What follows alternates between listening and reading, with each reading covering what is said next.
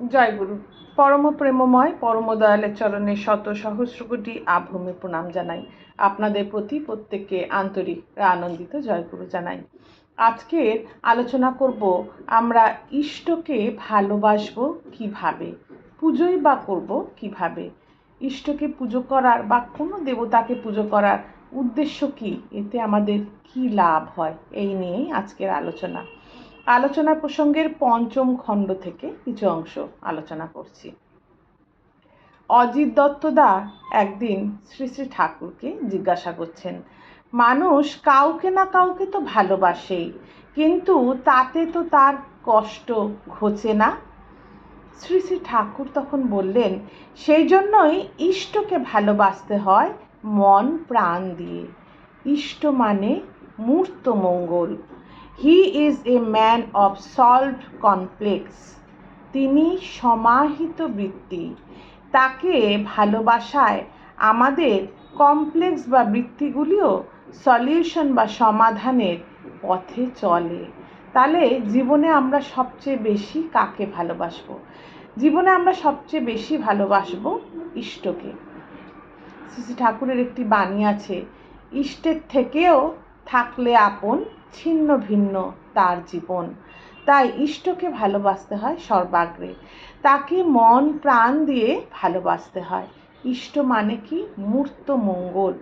আমার মঙ্গল যেটা, সেটার মূর্ত বিগ্রহ যেটা, সেটাই হচ্ছে ইষ্ট। ইষ্ট মানে মূর্ত মঙ্গল। He is a man of solved complex. তিনি সমাহিত বৃত্তি। তাকে ভালোবাসায় আমাদের বৃত্তিগুলিও সলিউশনের পথে চলে। মতি চ্যাটার্জিদা তখন বললেন, জিজ্ঞাসা করলেন, দেবতা বা ইষ্টের পূজা অর্চনা, সন্ধ্যা, প্রার্থনা, আরাধনা ইত্যাদির মূল তাৎপর্য কি? তা করতে হয় কিভাবে এবং কিভাবেই বা তা সার্থক হয়? দয়াল আমার উত্তর দিলেন, এর প্রধান লক্ষ্য হলো চারিত্রিক অনুরঞ্জনা। দেবতার পূজা অর্চনা করতে গেলে আগে ইষ্টের ভাব অন্তরে জাগ্রত করে সেই ভাবে অনুপ্রাণিত হয়ে দেবতার স্মরণ মনন করতে হয়। তাকে স্মরণ করা মানে তার চলন চরিত্র ও গুণ গরিমা স্মৃতিতে এনে অনুশীলনের ভেতর দিয়ে আয়ত্ত করতে চেষ্টা করা। আর মনন করা মানে ওই ভাব ক্রমাগত চিন্তার ভেতর দিয়ে মনোজগতে উচ্ছল করে তোলা, যাতে আচরণ ও চরিত্র তাতে অভিষিক্ত হয়ে ওঠে। তাহলে তাকে পূজা করার মূল লক্ষণ কি? মূল লক্ষ্যটা কি? মূল লক্ষ্যটা হচ্ছে ইষ্টের ভাব অন্তরে জাগ্রত করতে হয়। ইষ্টের ভাব অন্তরে জাগ্রত করে সেই ভাবে অনুপ্রাণিত হয়ে দেবতার স্মরণ মনন করতে হয়। আর স্মরণ করা কি? দেবতাকে আমরা বলি না, দেবতার স্মরণ মনন করা লাগে। স্মরণ মানে হচ্ছে তার চলন চরিত্র গুণ গরিমা স্মৃতিতে আনতে হয়, মনে আনতে হয়। তিনি কিরকম ছিলেন, তার গুণ কি কি ছিল, সেই তার চরিত্র এবং গুণগরিমা স্মরণে এনে, স্মৃতিতে এনে অনুশীলনের ভেতর দিয়ে তা আয়ত্ত করার চেষ্টা করতে হয়। তিনি যেরকম গুণের অধিকারী, আমরা রেগুলার প্র্যাকটিসের মাধ্যমে, অনুশীলনের মাধ্যমে সেই গুণের কিছু অংশ যাতে আমার চরিত্রে স্ফুরণ হয়, আমিও যাতে সেই গুণে কিছুটা অংশ পাই, সেই জন্য ক্রমাগত চেষ্টা করতে হয়। কি চেষ্টা করব না, তার যে সমস্ত গুণ আছে সেইগুলো আমার স্মৃতিতে এনে মনে করে রেগুলার প্র্যাকটিস বা অনুশীলনের মাধ্যমে আমরা সেই রকম গুণের যাতে অধিকারী হতে পারি, সে তার চেষ্টা করা দরকার। এটাই হচ্ছে স্মরণ করা। আর মনন করা কি না, ক্রমাগত চিন্তার ভেতর দিয়ে তার চিন্তা ক্রমাগত যদি আমরা করি, তাহলে আমাদের মনোজগৎ উচ্ছল হয়ে ওঠে, আনন্দিত হয়ে ওঠে এবং আমরা তাতে মানে ঈশ্বরে কিছুটা অভিষিক্ত হয়ে উঠি, মানে তার মতো অনেকটা হয়ে উঠি। এটি হচ্ছে মনন করা। প্রত্যেকটি শব্দ গভীর অর্থবহ এবং পুরোপুরি ব্যক্ত করা যে আমাদের কি করতে হবে, আরেকবার বলছি, মন দিয়ে শুনুন।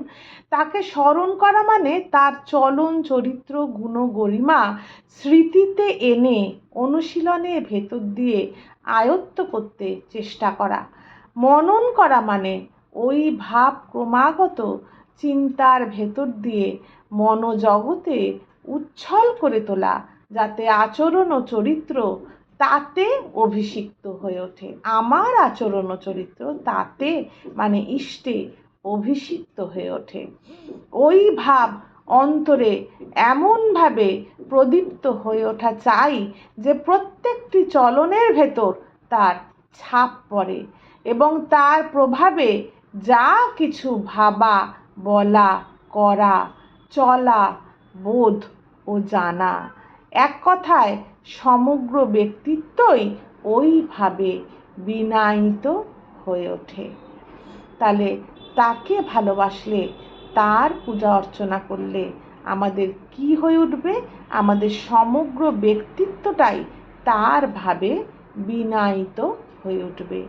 তার গুণগুলি আলাদা আলাদা করে খুঁটিনাটিভাবে এবং সবগুলি একত্র করে সামগ্রিকভাবে অভ্যাসগত করে তোলবার চেষ্টা করতে হবে। একদিনে এটা হবে না, এতে সময় লাগবে। তাই একটা মুগ্ধ, আকুল, নাছোড়বান্দা সম্বেগ নিয়ে লেগে পড়ে থাকতে লাগে। তার রকমে অভিষিক্ত হয়ে তদনুক চলনে চলতে হবে। ভুলভ্রান্তি হলেও বা বাধা বিপত্তি আসলেও না ঘাবড়ে সংকল্প সাধনে তৎপর থাকতে হবে। এই চলার পথে আমাদের ভুলভ্রান্তি থাকতেই পারে, কিন্তু তাতে যেন আমরা ঘাবড়ে না যাই। নাছোড়বান্দাভাবে আমাদের ওই পথে চলার জন্য লেগে পড়ে থাকতে হবে। সঙ্গে সঙ্গে পরিবেশকেও ওইভাবে ভাবিত করে তুলতে হবে। শুধু আমার একার হয়ে উঠলে হবে না, তাহলে আমার হয়ে ওঠাটা টেকসই হবে না, আমি ওই রকমভাবেই থেকে যেতে পারবো না। সেই জন্য দরকার পরিবেশকেও, আমার আশেপাশে আমার পরিবার পরিজন সবাই যাতে সেইভাবে অভিষিক্ত হয়ে ওঠে, তার ভাবে অভিষিক্ত হয়ে ওঠে, সেই জন্য আমাদের তৎপর হতে হবে। ভাবের মধ্যে আছে হওয়া, আর হতে যা করতে হয় তা করা। তার ভাবে যদি আমরা ভাবান্বিত হই, সেই ভাবের মধ্যে কি আছে না, হয়ে ওঠা, এবং সেই হয়ে ওঠার জন্য যা যা করতে হয় সেইটা করতে লাগবে। দেবতার পূজা অর্চনা সার্থক হয় এমনতর করে।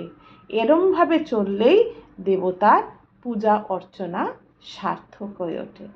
আজ আলোচনা এতটুকুই থাক। জয় গুরু, বন্দে পুরুষোত্তম।